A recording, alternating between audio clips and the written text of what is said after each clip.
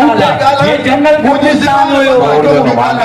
ॻाल्हाइण जो ईअं न थी ॻाल्हि इहा आहे त जॾहिं उते पाणी मथों जो पाणी उन तालाब में किरे थो 3 खां 4 फुट पाणी बीठो आहे 2 ॿार उन में किरी पिया आहिनि ख़ुदा न करे जेकॾहिं ॿार को मरी पए त उहो फिल्म कंहिंजे गीचे में आहे मूंखे इहो ॿुधायो वञे ॿी ॻाल्हि इहा आहे त पाणी निकिरे पियो 4 खां 5 फुट पाणी बीठो आहे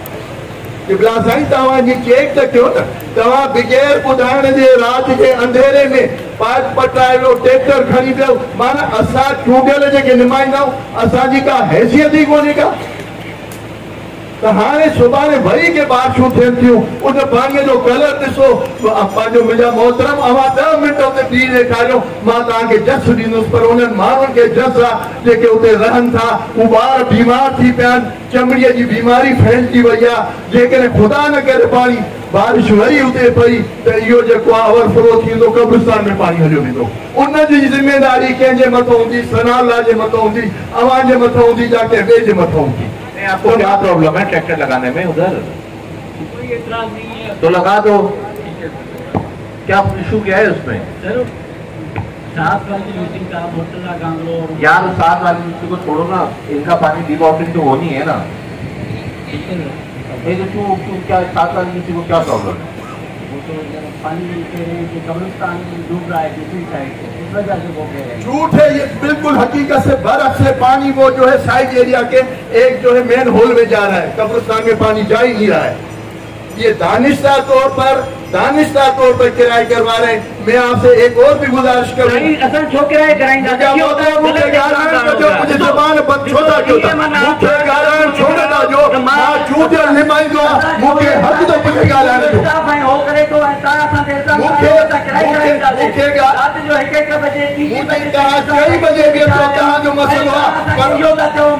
मुझे सब के तारा किराए कराएंगे मां बिल्कुल सही तो चवा मां चूंडियल निमाइंदो मां बेहतर तो समझा त सरकारी मुलाज़िमो क़ाबिल एहतराम मुझे ला पर उन जो मकसद इहो न है त असां जेको चूंडियल निमाइंदन जे जेको पब्लिक का मामला आपने मुझे क्यों नहीं बताया मैंने आपको भी मैसेज किया है वहाँ एहतजाज लोगों ने किया डॉक्टर साहब को भी दिया है एमसी साहब को भी भेजा है मैं थोड़ी सी अर्ज करूँ पीरजादा साहब थोड़ो अर्ज कयां मां अर्ज इहो आहे त तव्हांजी पंहिंजी जाइ ते बिल्कुलु ॻाल्हि सही आहे त पाणी उते जेको आहे मुंहिंजो हिकिड़ी सजेशन आहे मशवरो आहे हिकिड़ो इजलास सॼो मूंखे जेको एरिया तव्हां डायग्नोस कयो था जिते पाणी बीठो हूंदो आहे हमेशह बीठो हूंदो आहे किनो पाणी थींदो वञे ज़ाहिर बीमारियूं बि थियनि थियूं तव्हांजी ॻाल्हि हिन में कोई शक न आहे त ग़लति न आहे मुंहिंजी सजेशन मेयर साहब खे हिकिड़ी आहे त उहो जेकी एरिया असांजो हुते पियो आहे कुझु माण्हुनि खे इहो आहे त साईं हिते ख़ाली थींदो कब्ज़ो थींदो कंहिंखे कोई कुझु थो चए कोई कुझु थो चए मुंहिंजी सजेशन इहो आहे त उनखे फिल कराए उनजे मथां शेड ठारायूं ऐं कब्रिस्तान जी पार्किंग एरिया करे छॾियो सब खां बेहतरीन तजवीज़ आहे पार्किंग एरिया थींदो असांजी रश बि न थींदी कब्रिस्तान जे अंदरि मुझा मोहतरम कब्जा भी न थींदा मुझा मोहतरम मां गुज़ारिश इहा बि कयां छो त मां उतो जो रवासी आहियां जेके उते जेके कब्रूं खोटनि था मुर्दनि जा जेके हद आहिनि उहे किने पाणीअ में फिटी था बिल्कुलु इहा ॻाल्हि सही आहे पर ढांचा उन पाणीअ में पिया आहिनि उहो ज़हर आलूदा पाणी आहे जस उन्हनि माण्हुनि खे हुजे जेके उते रहनि था बस मुझी ये गुजारिश हुई तमाम ने एग्री फरमायो था त पोइ काउंसिल ये पास करे त असां उन एरिया के क्लियर कराए उते शेड ठारायूं ऐं पार्किंग एरिया बि मां जो एहसान मंद रहंदुसि पर मां जो एहसान मंद ठीक है सर भरपूर आहे न मंजूर है ॿी गुजारिश है मेयर साहब कब्रिस्तान से जिथे भी कोई कब्जो करने की कोशिश करे तो या कयो तो उनके भी रिमूव कराने में एक रिपोर्ट तैयार कयो पंहिंजा जेके इलाक़नि में कब्रिस्तान तव्हांजा आहिनि उन ते पंहिंजी रिपोर्ट्स ॾियो त बाबा हिते हे एरिया इन कब्रिस्तान जो हुयो एतिरे एरिया में कब्जो थी चुको आहे लिहाज़ा इनके तव्हांजी मुशावरत सां तव्हांजी हिम्मत सां उनखे ख़ाली कराईंदासीं जेको बि आहे उहो तव्हां उते मौजूदु हूंदव पाण एरिया जा माण्हू आहियो तव्हां वधीक उतां जी ग्राउंड रियलिटी सम्झो था जेकॾहिं उते बि असां कोई प्रपोज़ल ॾेई सघियासीं त उते बि प्रपोज़ल ॾींदासीं जीअं मां हिते प्रपोज़ल ॾिनो आहे कार पार्किंग जो पार्किंग एरिया थींदो त उते बि जेकॾहिं कोई एरिया पार्किंग जो माण्हू अचनि था सवनि जी तादाद में ईद जे ॾींहंनि में वॾी ईद ते कुझु अहिड़ा त्योहार आहिनि जिते हज़ारे माण्हू अचनि था त उते तकलीफ़ थी थिए मोटरसाइकिल वारो फासे थो कार वारो फासे थो रस्तो ई कोन थो मिले माण्हुनि खे त जेकॾहिं उते असां पार्किंग एरिया ॾेई छॾंदासीं त कब्ज़ा बि न थींदा ऐं शेड ठाराए छॾंदासीं उहो तव्हांजी हिम्मत सां थींदो तव्हां कोऑपरेशन कयो मेयर साहब सां असां सां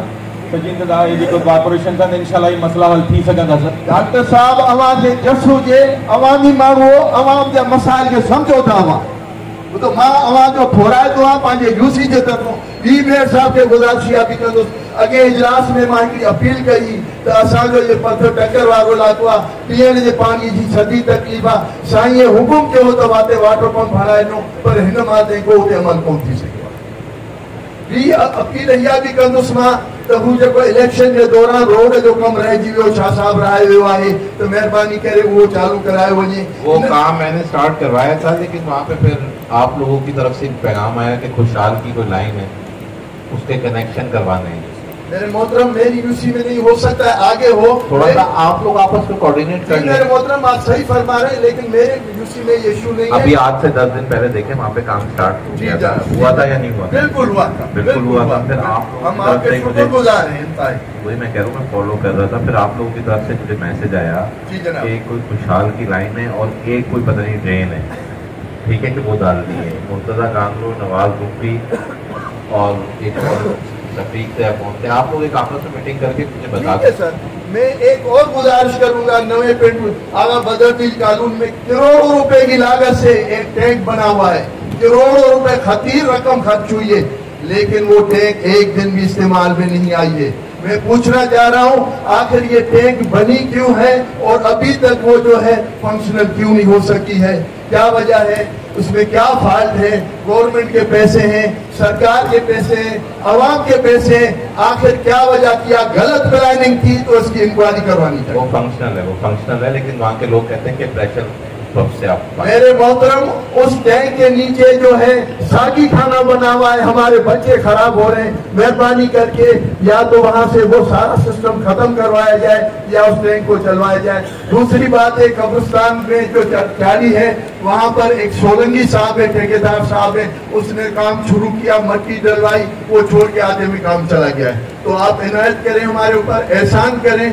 छोटे छोटे मामलात हैं। देखिए मैं ये बार नहीं करूंगा कि ये जिस तरीके से आप लोग फिर स्पीचेस करना शुरू हो जाते हैं। मैंने आप लोगों को 10 दफा बताया है कि जो एडीपी के कॉन्ट्रैक्ट है वो 4 साल चलते हैं।